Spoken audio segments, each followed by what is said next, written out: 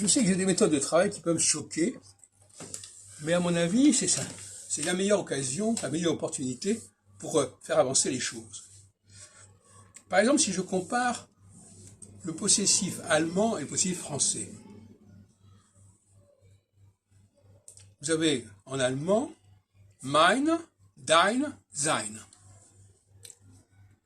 Alors, on pourrait dire ça, on pourrait traduire par moi, toi, soi.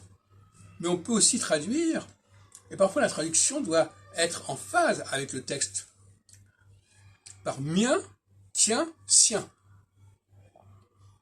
Et là, on voit le rapport. Mein et mien. Mein, M-E-I-N, mien, M-I-E-N.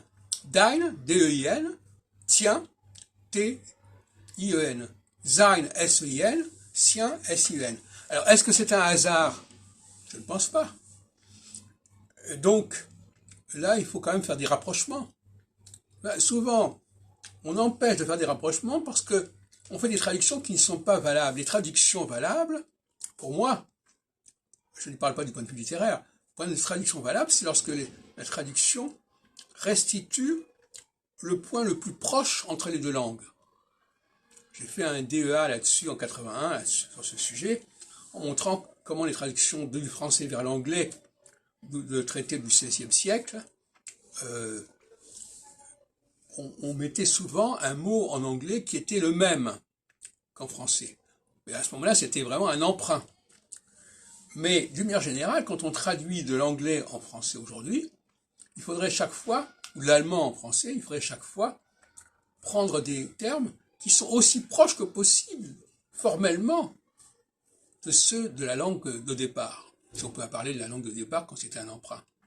Donc, je crois qu'il est tout à fait légitime de dire que mien, tien, sien est à rapprocher de mein, dein, sein.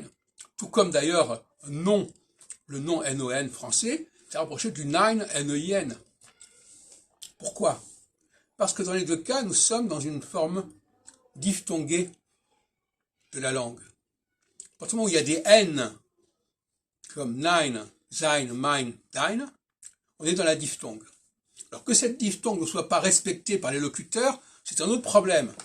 Mais elle est à l'écrit, elle s'inscrit à l'écrit, et il y a souvent des cas où ce qui est écrit n'est pas respecté, où des codes de lecture ne sont pas connus, et on a comme ça des bizarreries. Donc là, ça permet de faire des recherches à ce sujet. Il y a une déperdition de la diphtongue en allemand, que j'ai signalé plusieurs fois, alors qu'en français, elle s'est maintenue remarquablement.